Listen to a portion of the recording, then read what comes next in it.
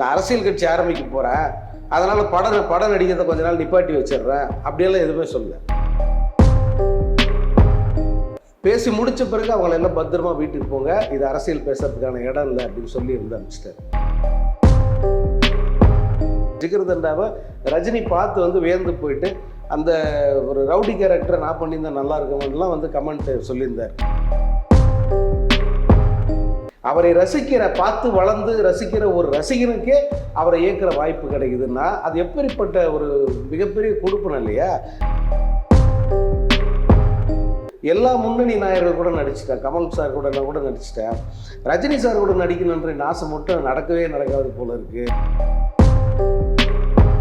அவர் போலீஸில் சரண்டர் ஆகாமல் வெளிநாட்டுக்கு போயிட்டு இருந்தார். அப்போ அவர் அங்கேருந்து வர வச்சு போலீஸில் சரண்டர் ஆக வச்சார் ரஜினி சார் தான். இந்த படமா அந்த படமா, எந்த படத்துக்கு அதிக தியேட்டர், எந்த படத்துக்கு அதிக வசூல், இப்படியான அந்த கிளாஷஸ் வந்து வர ஆரம்பிச்சிருச்சு. இந்த வீடியோவை உங்களுக்கு வழங்குபவர்கள் பேசஸ் பே, secure digital payments with multiple features and great success rate. வணக்கம். ரஜினி 50 பட வரிசையில் ஏற்கனவே அவருடைய அரசியல் அறிமுகம், அரசியல் நடவடிக்கைகள் பற்றி விரிவாக பேசினார். இந்த முறை அதுக்கு அடுத்த காலகட்டத்தில் என்ன படம் செய்ய இருந்தார், என்ன படத்துக்கான வேலைகள் தொடங்கின என்பது பற்றி பேசுவதற்காக இங்கே பத்திரிகையாளர் எஸ் சங்கர் அவர்கள் வருகை தந்திருக்கார். அவரை அன்புடன் வரவேற்போம். வணக்கம். வணக்கம். ஏற்கனவே அந்த அரசியல் அந்த காலகட்டம், அந்த இன்னொரு படம் தொடங்குவதற்கு முந்தைய காலத்தில் அவர் எவ்வளோ பரபரப்பாக பேசப்பட்டது, அவர் ரசிகர்களை சந்திச்சது எல்லாத்தையுமே விரிவாக நீங்கள் பேசுனீங்க. எந்த நேரத்தில் இந்த படம் தொடங்கப்பட்டது, அடுத்த படம்? இல்லை, அவர் வந்து எப்படின்னா அரசியல் கட்சி ஆரம்பிக்கிறேன் அப்படிங்கிறதுக்காக ஒரு கேப்பெல்லாம் விட்டுறல. நான் அரசியல் கட்சி ஆரம்பிக்க போகிறேன், அதனால் படம் நடிக்கிறத கொஞ்ச நாள் நிப்பாட்டி வச்சிடுறேன் அப்படியெல்லாம் எதுவுமே சொல்லல. அரசியல் கட்சி, நான் அரசியலுக்கு வரப்போகிறேன், புதுசாக கட்சி தொடங்க போகிறேன், 234 தொகுதியிலையும் தனித்து தான் நிற்க போகிறேன், யார் கூட கூட்டணி இல்லை, இதை தெளிவாக அறிவிச்சிட்டார். அறிவித்த கையோட அடுத்தடுத்து படங்கள் பண்ண ஆரம்பிச்சிட்டார். கபாலி முடிஞ்ச பிறகு தான் அந்த அரசியல் அறிவிப்பெல்லாம். அதே டைமில் அவர் காலா தொடங்கிட்டார். காலாவோட அந்த ஆடியோ லான்ச்சே வந்து ஒரு மினி மாநாடு மாதிரி தான் நடத்தினார் YMCAவில். அந்த கூட்டத்துக்கு வந்து அவ்வளோ தமிழ்நாடு முழுசும் வந்து அவ்வளோ பெரிய ரசிகர்கள் திரண்டு வந்திருந்தாங்க. எல்லாருமே வந்து அதில் ஏதாவது அரசியல் பேசுவார் அப்படின்னு எதிர்பார்த்தாங்க. ஆனால் அவர் ஒரு வார்த்தை கூட அரசியல் பற்றி பேசல, சினிமா பற்றி பேசினார். பேசி முடித்த பிறகு அவங்கள எல்லாம் பத்திரமா வீட்டுக்கு போங்க, இது அரசியல் பேசுறதுக்கான இடம் இல்லை அப்படின்னு சொல்லி வந்து அனுப்பிச்சிட்டார். அந்த மாதிரி வந்து அவர் தெளிவாக இருந்தார். அதில் நம்ம அரசியல் அறிவிக்கிறோம், இது ஒரு பக்கம் அது பாட்டுக்கு இருக்கட்டும், சினிமான்றது அந்த பயணம் எப்பயுமே ஒரு இன்டரப்ட் ஆகாமல் அது தொடரணும், அதில் வந்து அவர் தெளிவாக இருந்தார். அதனால் வந்து இந்த காலா முடிஞ்சது, அதுக்கப்புறம் 2.0, இந்த 2.0 முடிஞ்ச பிறகு அப்பயே வந்து அரசியல் தொடருது. அப்போ வந்து என்னென்னா இந்த பூத் கமிட்டி அமைக்கிறது, ஒவ்வொரு அரசியல் கட்சிக்கும், அது முன்னணியில் இருக்கிற அரசியல் கட்சிகளுக்கு இந்த பூத் கமிட்டிங்கிறது ரொம்ப ரொம்ப முக்கியமானது. இப்போ திமுக அதிமுக இது இவங்க ரெண்டு பேர் தான் அதில் வலுவாக இருக்கிற கட்சிகள் இப்போ வரைக்கும். காங்கிரஸை சேர்த்துக்கலாம். இல்லை, புதுசாக யாராச்சும் ஒரு கட்சி தொடங்கினா அவர் சொல்றது இதான், பூத் கமிட்டி கூட அவங்களுக்கு இல்லை அப்படின்னு சொல்லுவாங்க. இது ஒரு அடிப்படை, அதை நல்லா புரிஞ்சு வச்சிருந்தாரு. அதனால வந்து இவ்வளோ வேணும் அப்படின்னு சொல்லிட்டு அவர் ஒரு இலக்கு கொடுத்து இதை வந்து செய்யுங்க நீங்கள் அப்படின்னு சொல்லிட்டு அடுத்த பட வேலைகளில் வந்து இறங்கிட்டார். அந்த அடுத்த படம் தான் சன் பிக்சர்ஸோட கை கோர்க்கிறாரு. இந்த படத்தை இயக்கிறதா அறிவிக்கப்பட்டவர் யாருன்னா கார்த்திக் சுப்புராஜ் வந்து அடிப்படையில் ரஜினியோட ஒரு தீவிரமான ஒரு ஃபேன். அவர் இது வந்து இந்த படத்தை வந்து அவர் செய்ய போகிறாருன்றது அதுக்கு 2 வருஷம் முன்னாடி எனக்கு தெரியும். ஸோ 2016 நான் தான் வந்து ஒரு நிகழ்ச்சிக்காக சான் பிரான்சிஸ்கோ அமெரிக்காவுடைய அந்த நகரத்துக்கு கார்த்திக் சுப்புராஜை கூட்டிகிட்டு போகிறேன். அப்படி போகும்போது வந்து பல விஷயங்கள் வந்து அவர் பகிர்ந்துக்கிட்டார். அதில் ஒன்று வந்து தலைவருக்கு படம் பண்ணுறது எப்போ அப்படிங்கிறத வந்து பேசும்போது நான் தலைவரை சந்தித்து கதை சொல்லிட்டேன். ஏன்னா அவர் அப்போ அந்த பீஸா படம் முடிச்சிட்டாரு, அப்புறம் அந்த ஜிகர்தண்டா முடிச்சிருந்தார். ஜிகர்தண்டாவை ரஜினி பார்த்து வந்து வியந்து போயிட்டு அந்த ஒரு ரவுடி கேரக்டரை நான் பண்ணியிருந்தா நல்லா இருக்குமெல்லாம் வந்து கமெண்ட் சொல்லியிருந்தார். அதனால் வந்து அவர்கிட்ட ஒரு கதையை வந்து இவர் சொல்லிட்டார். சொன்ன பிறகு வந்து ரஜினி பார்ப்போம் கதையை வந்து கேட்டுக்கிட்டாரு, நான் அப்புறமா சொல்கிறேன் அப்படின்னு சொல்லிட்டு விட்டுட்டாரு. அதுக்கு நடுவில் இந்த பயணத்தின் போது இதெல்லாம் வந்து சொன்னார். நிச்சயமாக வந்து கண்டிப்பாக நடக்கும் சார் அப்படின்னு தான் சொல்லியிருந்தேன். அது கரெக்டாக ஒரே வருஷத்தில் கார்த்திக் சுப்புராஜ் இயக்கிற படமாக வந்து அந்த பேட்டை அறிவிக்கப்பட்டது.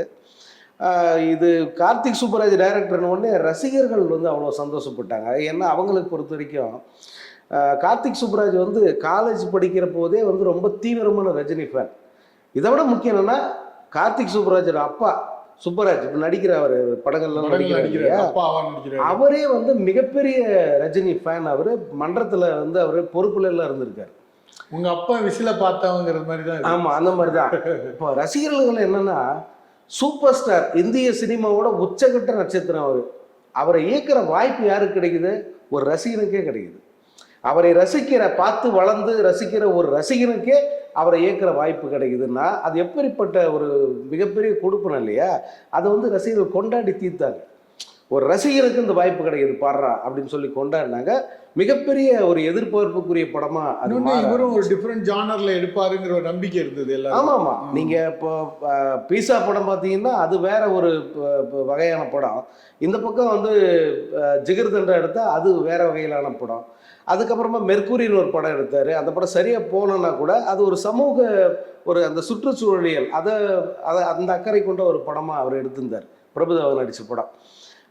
அதுக்கப்புறம் தான் இந்த படம் பேட்டா படத்துக்கு வந்து வரார். பேட்டா படத்தோட ஸ்டார் காஸ்ட்டு பார்த்தீங்கன்னா ரஜினிகாந்த், ஆப்போசிட்டில் வந்து விஜய் சேதுபதி, அதை நவாசுதீன் சித்திக்கு.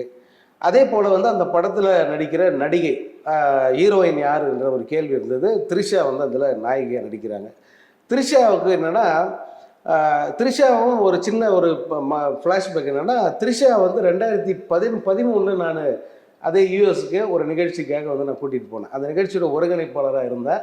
அந்த நிகழ்ச்சிக்காக அவங்கள கூப்பிட்டு போனேன் செயின்ட் லூயிஸ் நகரத்துக்கு.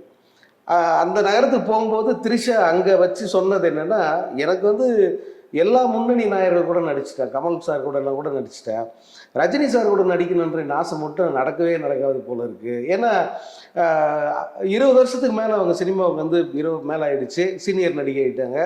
இதுக்கு மேலே வந்து ரஜினி கூட நமக்கு ஜோடி போட வாய்ப்பு இருக்குமா அப்படின்னு அவங்களுக்கு ஒரு கேள்வி இருந்தது. அப்பயும் வந்து அதை சொன்னாங்க, ரஜினி கூட எனக்கு நடிக்க வாய்ப்பு இருக்குமா சார்? சும்மா கேஷுவலாக பேசும்போது சொன்னாங்க, நிச்சயமாக நடக்கும் மேடம், ஏன் கவலைப்படுறீங்க, இன்னும் ஒரு 1-2 ஆண்டுகளும் நடக்கிறதுக்கு வாய்ப்பு இருக்குது. ஏன்னா சார் வந்து பெருசாக படங்கள் அந்த டைமில் வந்து ஒரு படம் பண்ணாமல் இருந்தார் ரஜினி. அவர் படங்கள் மும்முரமாக நடிக்க ஆரம்பிக்கும் போது உங்களுக்கு ஒரு வாய்ப்பு வரும் அப்படின்னு வந்து சொல்லியிருந்தேன். அந்த இதுவும் வந்து இந்த பயணத்தை இப்போ கார்த்திக் சுப்புராஜ் வந்து பேசும்போது அவர் அந்த த்ரிஷா நடிப்பாங்கன்றதை அவர் ஏற்கனவே ஒரு ஹிண்ட் கொடுத்துருந்தார். ஸோ இதில் வந்து த்ரிஷா நாயகியாக நடித்தாங்க. நான் அப்போ அவங்களுக்கு சொன்னேன், உங்களுக்கு வந்து அந்த நீண்ட நாள் கனவு வந்து எப்படி நிறைவேறது பார்த்தீங்களான்னு சொன்னேன். அவங்களுக்கு ரொம்ப ஆச்சரியமாக இருந்தது. ஸோ த்ரிஷா நாயகி.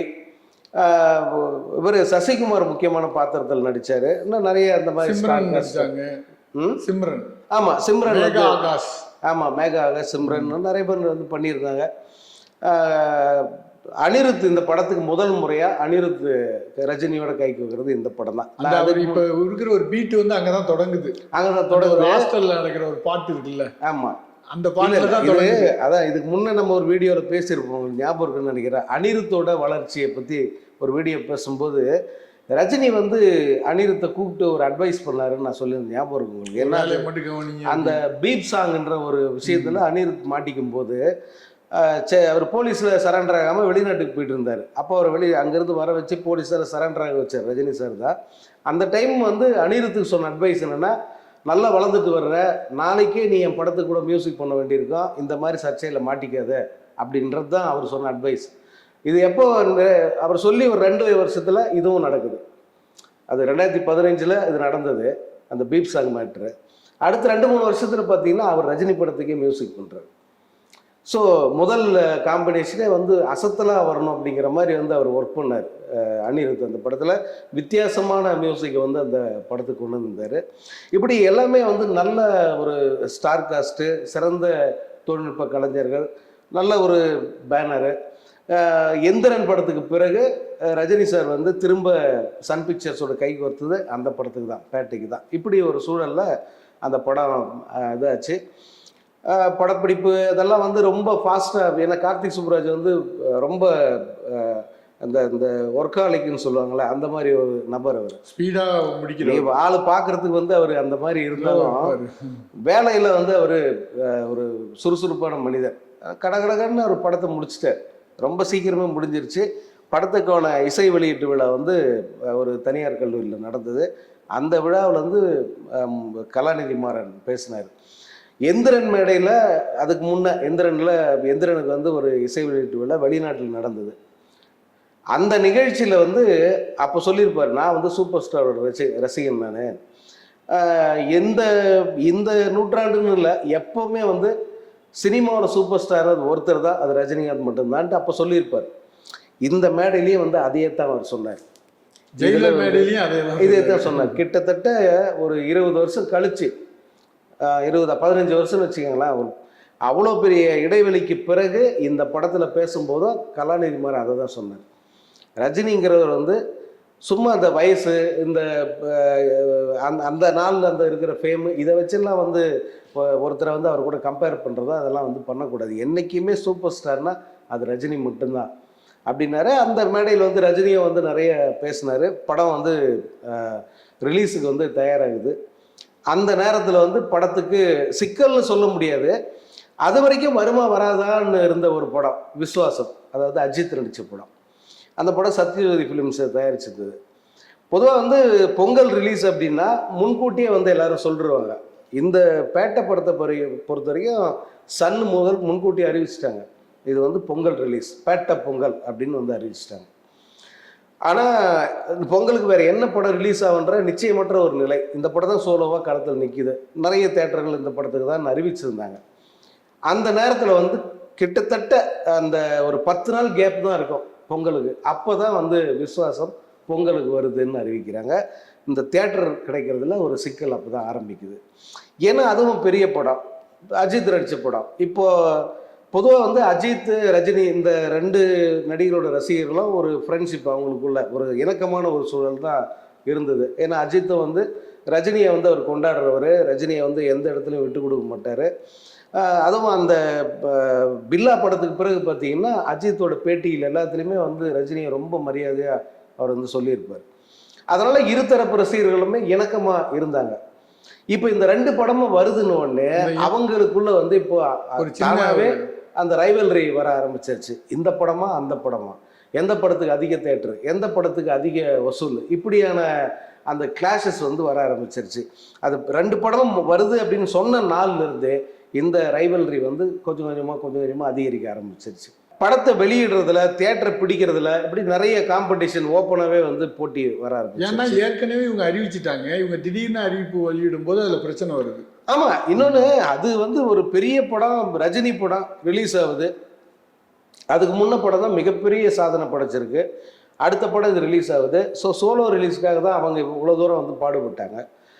கடைசி நேரத்தில் வந்து அவங்களும் களத்தில் வந்து இறங்கும்போது வந்து அது யாருக்குமே வந்து சங்கடமான ஒரு சூழல் தான். ஆனால் அதை தவிர்க்க முடியாது அப்படின்ற அளவு. ஏன்னா கடைசி வரைக்கும் தியேட்டருக்காரங்க வந்து எவ்வளோ வந்து சமரசத்துக்கு முயற்சி பண்ணாங்க. நீங்கள் வேணால் 4 நாள் முன்னாடி வாங்க, அவங்க 4 நாள் பின்னாடி வரட்டும் அப்படியெல்லாம் கூட கேட்டு பார்த்தாங்க. அதெல்லாம் முடியாதுன்னு சொல்லிட்டு 2 படம் ஒரே நாள்லேயே கிளாஷ் ஆகுது. இப்போ 2 படத்துக்கு அந்த ஃபர்ஸ்ட் டே ஃபர்ஸ்ட் ஷோன்றது ஒரே டைம்லேயே வந்து எல்லா தேட்டர்லேயும் வருது. இப்போ ஒரு தேட்டரில் 2 படத்தையும் போடுறான்னா 2 படத்துக்குமே ஃபர்ஸ்ட் டே ஃபர்ஸ்ட் ஷோ இப்பயே போடுன்னு சொல்கிறான். அந்த மாதிரி வந்து கிளாஷ் வர ஆரம்பிச்சிருச்சு. அதற்கான சொல்யூஷன் என்ன, எப்படி நடந்தது, படத்தோட வசூல் என்ன, அதை வந்து நான் அடுத்த வீடியோவில் சொல்கிறேன். நன்றி, வணக்கம். வணக்கம். இந்த வீடியோ உங்களுக்கு பிடிச்சிருந்தா லைக் பண்ணுங்க, ஷேர் பண்ணுங்க, கமெண்ட் பண்ணுங்க. மறக்காம OH சினிமா சேனலுக்கு சப்ஸ்கிரைப் பண்ணுங்க.